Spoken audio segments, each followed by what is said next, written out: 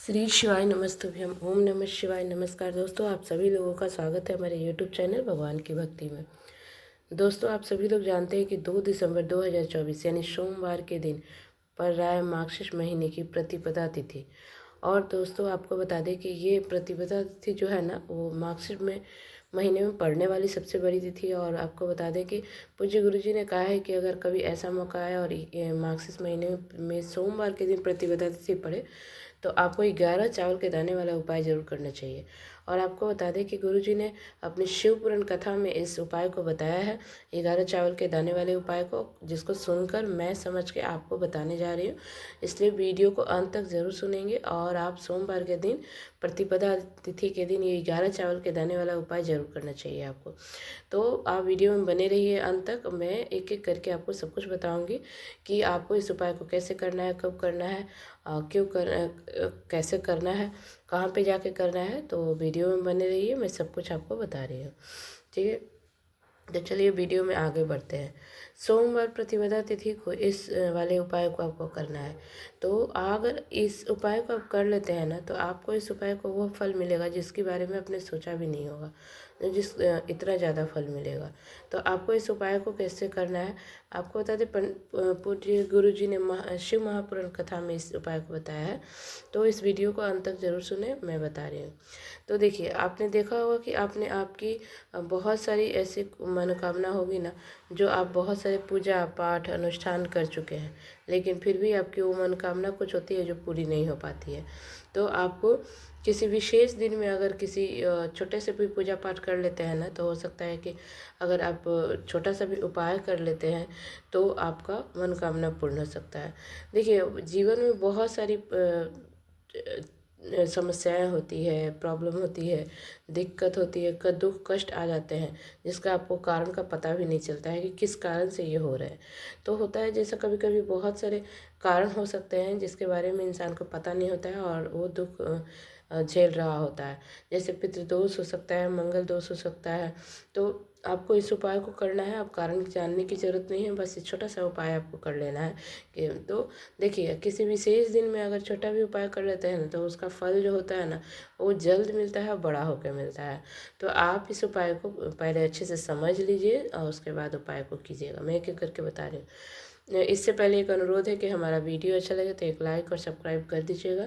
तो चलिए वीडियो में आगे बढ़ते हैं। देखिए, इस वीडियो को किसको करना है, तो इस 11 चावल के दाने वाली जो है ना उपाय को घर की बड़ी माताएं बहनें कर सकती हैं। और घर की लक्ष्मी होती है, घर की सुख शांति के लिए माताएं बहनें इस उपाय को कर सकते हैं। या घर का, चाहे घर में सभी सदस्य एक साथ मिलकर भी कर सकते हैं, या कोई सदस्य का खुद की कोई मनोकामना हो, खुद परेशान हो, कोई उसकी किसी की अपनी खुद की परेशानी चल रही हो, खुद का अपना दिक्कत चल रहा हो, तो वो खुद भी अपने उपाय को कर सकते हैं। या घर के पूरा परिवार एक साथ सुख शांति के लिए भी इस उपाय को कर सकता है।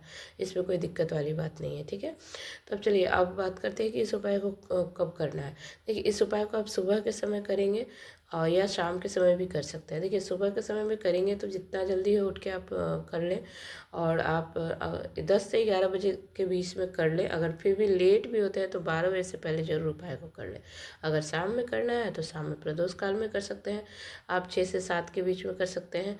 फिर भी आप लेट हो जाते हैं तो आप 6 से 8 के बीच, 8 बजे तक भी कर सकते हैं। इसमें कोई दिक्कत वाली बात नहीं है। मतलब शाम में ही, प्रदोष काल में ही किया जाता है। अगर आप कोशिश करें कि समय के अंतराल करें, फिर भी लेट हो जाते हैं, तो आप रात 8 बजे तक भी इस उपाय को कर सकते हैं। ठीक है, तो चलिए हम उपाय आपको बताते हैं कैसे करना है।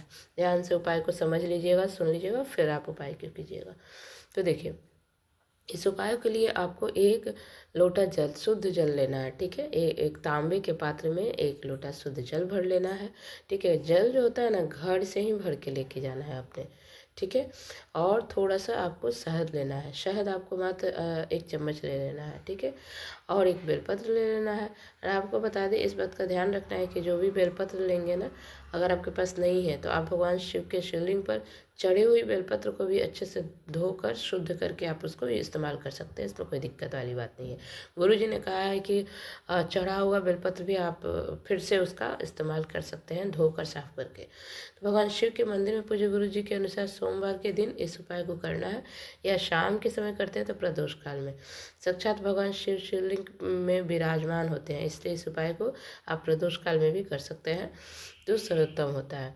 तो फिर आपको क्या करना है, आपको जो बेलपत्र आप लेकर गए हैं ना, आप 3 चीज़ लेके गए हैं, बेलपत्र और फिर शहद और आप जल।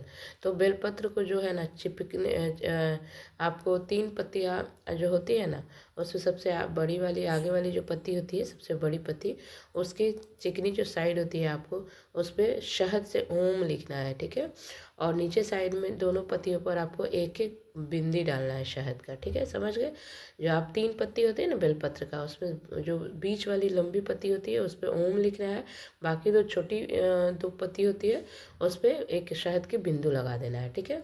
उसके बाद ओम लिखने के बाद एक एक बिंदी लगा देना है। फिर आपको क्या करना है कि आपको अनामिका उंगली से ही इस प्रकार से इस बेलपत्र को तैयार करना है। अनामिका उंगली से ही लिखना है, ओम लिख देना है और बिंदी लगाना है, और अपने हाथ के सीधे हाथ पर उस बेलपत्र को रख लेना है और अपनी मनोकामना इच्छा जो भी परेशानी है दूर हो, इस तरह से बोलते हुए। या जीवन में धन प्राप्ति चाहते हैं, या जीवन में आपको धन धान्य बढ़ाना चाहते हैं, इस तरह से आपको बिजनेस आपका नहीं चल रहा है, व्यापार नहीं चल रहा है, जो भी आपको दिक्कतें हैं परेशानी हो बोलना है, ठीक है।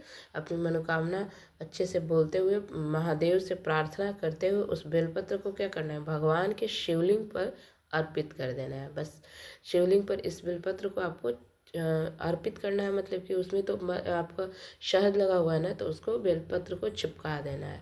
बेलपत्र की डंडी जो है ना वो नीचे की तरफ रहे और जो पत्ता है ऊपर की तरफ, चिकनी साइड ऊपर की तरफ। शिवलिंग से स्पर्श करते हुए उसको शहद लगाए हैं, इस प्रकार से आपको बेलपत्र को समर्पित कर देना है।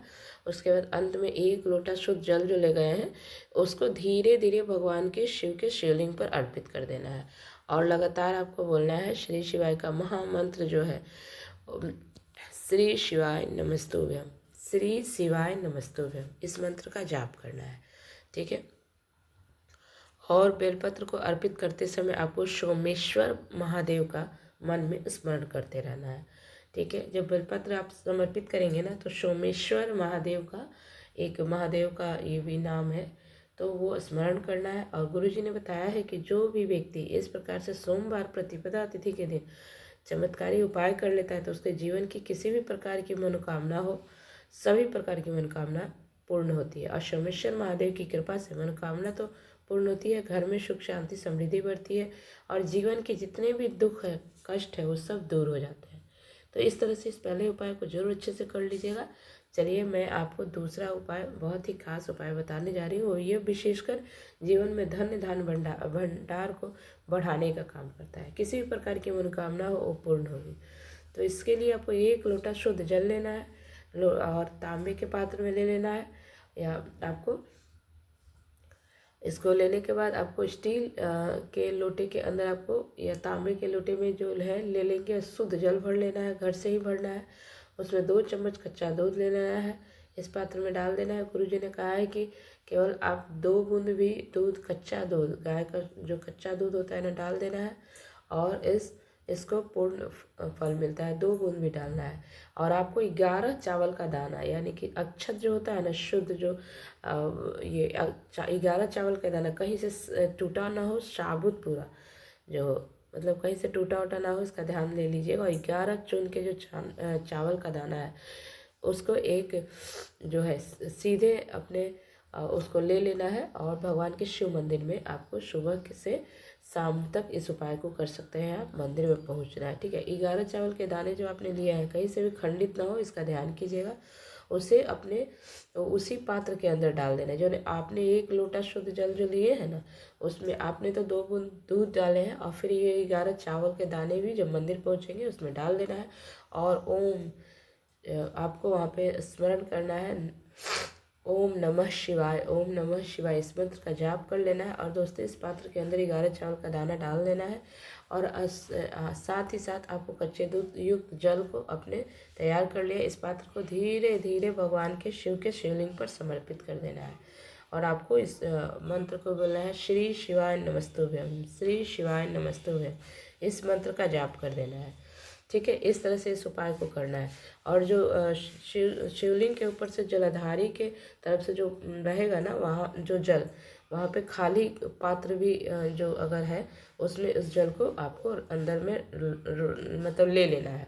या कटोरी को लेके गए हैं, जैसे आप शिवलिंग पर जब जल ढारेंगे ना दूध युक्त जल, तो उस जलाधारी की तरफ से बहते हुए नीचे गिरेगा तो उसको कटोरी में भी आपको ले लेना है और आपको एक खाली पात्र में उसको ले लेना है और अपनी मनोकामना बोलते हुए महादेव से बोल देना है कि दोस्तों इस पात्र में जो जल आप लिए हैं ना, इसे सीधे आपको लेकर पहुंच जाना है आसपास किसी बेलपत्र के वृक्ष। और वहाँ पर देखिए इस उपाय को किसी खास दिन करना है, सोमवार के दिन ही करना होता है। बेलपत्र के वृक्ष के नीचे किसी भी प्रकार का पूजन करते हैं ना, तो भगवान शिव और पार्वती, शिव शक्ति दोनों की कृपा प्राप्त होती है। सोमवार के दिन बेलपत्र के वृक्ष के में साक्षात महालक्ष्मी का वास होता है। बेलपत्र का जो वृक्ष होता है वो माता पार्वती के अश्रु से उत्पन्न हुआ है, इसलिए इस बेलपत्र के वृक्ष के नीचे यदि कोई भी उपाय करते हैं इससे महादेव अति शीघ्रता से प्रसन्न होते हैं।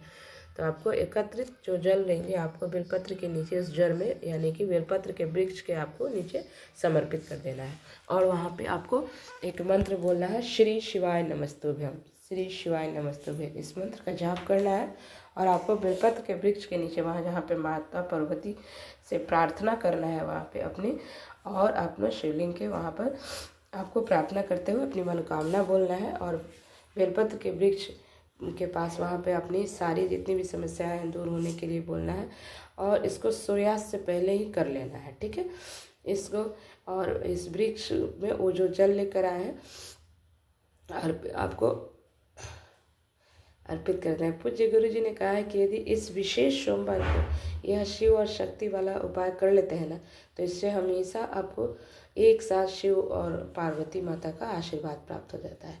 ये विशेष रूप से सोमवार के दिन ही किया जाता है। इस उपाय को जरूर कीजिएगा, आपको जरूर फ़ायदा देखने को मिलेगा, आपके घर में सुख शांति समृद्धि आएगी। तो इस छोटा सा उपाय को भी आप जरूर कर लीजिएगा। बहुत बहुत धन्यवाद।